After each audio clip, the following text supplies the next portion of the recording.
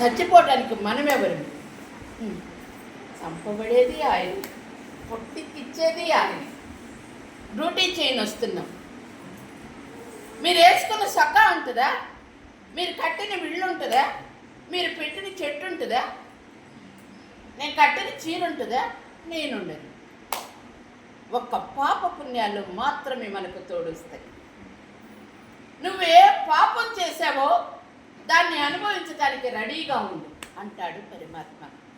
పాపం చేయకపోయినా పరుల మాటలు ఎత్తుకొని పాపం చేసేవాళ్ళు ఒక్కరైతే తప్పెత్తుకునేవాళ్ళు 90 మంది ఎత్తుకొని వీళ్ళ పాపం అంతా వీళ్ళే స్నానం చేసి వంటి మీద పోసుకుంటారు. పరుల మాటలు ఎప్పుడూ మాట్లాడుకోవద్దని పరమాత్మ నాకు ఇచ్చిన సత్యాలు. పరుల మాటలు మాట్లాడుకునే ముందు బయట పోయిన భర్త ఏం చేస్తున్నాడో భార్యకి తెలీదు. స్కూల్కి వెళ్ళిన పిల్లలు ఏ ప్రవర్తనలో ఉన్నారో తల్లిదండ్రులు తెలుసుకోలేదు. అలాంటప్పుడు పరుల గురించి మాట్లాడేదానికి అధికారం మీకెవరిచ్చారు? పరుల గురించి ఎప్పుడూ మాట్లాడుకోకుండా అమ్మకాడ దాచిపెడతాం, అన్నదమ్ముడు దగ్గర దాచిపెడతాం, భర్త కాడ దాచిపెడతాం, ఆయన కాడ మనం దాచిపెట్టాం.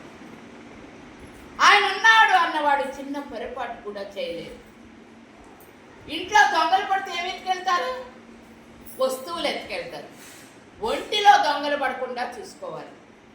మనిషి అందంగా ఉంటే మరొక మనిషి దోచుకుంటారు. మనసు అందమైతే ఎవరినూ తోయలేరు.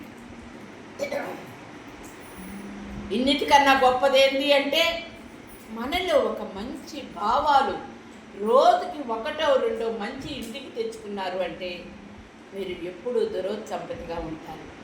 భూమిలో ఇత్తనం పెడితే తోట నిండా చెట్లు ఎలా ఉంటే ఆనందమో మీలో ఒక మంచి భావాలు ఉండటం కూడా భగవత్తునే.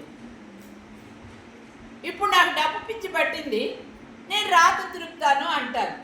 మరి మీరెలా నమ్ముతారు? నా సంపాదన కోసము నేను మీకు రాతను తిరుగుతాను అంటాను. మరి ఎలా? ఒక మానవుడు తొడిమిలో కాయ పుంచగలడా?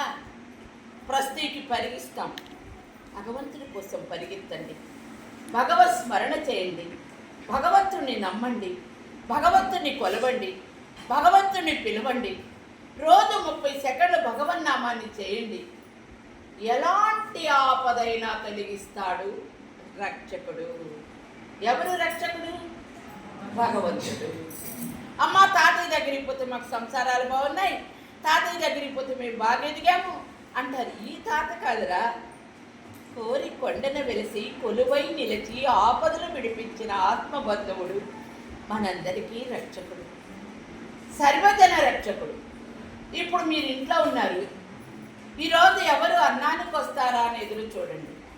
మీరు తిన్నది మట్టి పాలైంది, మరొకరికి పెట్టింది ఎప్పుడు మన బ్యాంకులో ఖాతాలో పడిపోయింది. మేమేం తప్పు చేయలేదని చెప్తారు. కూతురు పెళ్లి చేస్తారు, అల్లుడు చేయబట్టుకొని ఇస్తాం, పొంగి పొంగి ఆనందపడతారు.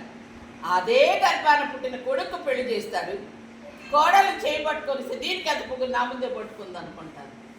తప్పు చేయింది ఎక్కడరా? మనము ప్రతి క్షణము తప్పు చేస్తున్నాం. అందరినీ కూర్చొని పెడతారు.